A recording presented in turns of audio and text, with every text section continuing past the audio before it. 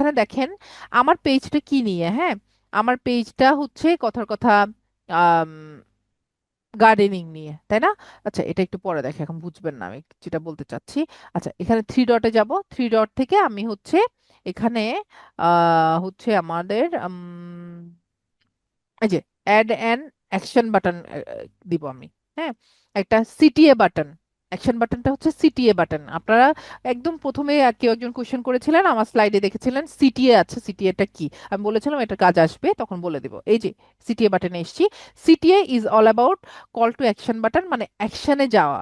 হ্যাঁ, আপনার বিজনেসের ক্ষেত্রে কি অ্যাকশন হতে পারে একটু চিন্তা করেন তো। কথার কথা, আপনার নিশ হচ্ছে রেস্টুরেন্ট। হ্যাঁ, এখন একটা রেস্টুরেন্ট বিজনেসে আসলে মানুষ কি অর্ডার করে, ফুড অর্ডার করে, তাই না? তো ওই ক্ষেত্রে আপনার সিটিএ হতে পারে বা অ্যাকশন হতে পারে স্টার্ট অর্ডার, অর্ডার করো। রাইট? এখন মনে করেন আপনি হচ্ছে এমন একটা আপনার ওয়েবসাইট আছে যে ওয়েবসাইটে আপনি চাচ্ছেন বেশি বেশি মানুষ সাইন আপ করুক।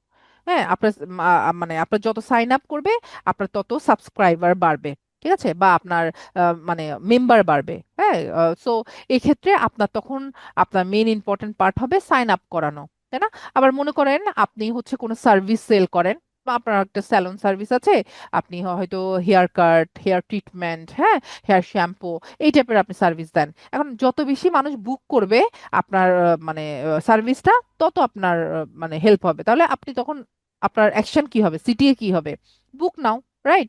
তারপরে হচ্ছে মনে করেন আপনি আম, আম, আম, আপনি চাচ্ছেন আপনার ওয়েবসাইটে মানুষদেরকে বেশি বেশি নিয়ে যেতে। হ্যাঁ, আপনার ওয়েবসাইটে হয়তো কোনো ব্লগ আছে, ব্লগ পড়াতে চাচ্ছেন, বা আপনার ওয়েবসাইটে হচ্ছে এমন কোনো কিছু আছে কন্টেন্ট যেগুলো মানুষ জানলে মানুষের হেল্প হবে, তাহলে আপনি মানুষকে জানাতে চাচ্ছেন, বা আপনি ডিরেক্টলি আপনার ওয়েবসাইটে মানুষকে নিতে চাচ্ছেন। আপনি কোনো একটা প্রোডাক্টই সেল করেন, সেটাই সে ওখান থেকে দেখে যাতে প্রোডাক্টটা কিনে। ওই ক্ষেত্রে আপনি লার্ন মোর দিতে পারেন, লার্ন মোর দিয়ে আপনার ওয়েবসাইটে পাঠিয়ে দিতে পারেন। বা আপনার একটা ইউটিউব চ্যানেল আছে, আপনি চাচ্ছেন আপনি ইউটিউব চ্যানেলে বেশি ভিড় হোক, তাহলে আপনি ওয়াচ নাও দিতে পারেন। আপনার একটা গ্রুপ ক্রিয়েট করা আছে, তো আপনি চাচ্ছেন মানুষ আপনার গ্রুপে বেশি বেশি অ্যাড হয়ে যাক, এটাতে আপনার বেনিফিট বেশি, তাহলে আপনি ভিজিট গ্রুপ দিতে পারেন।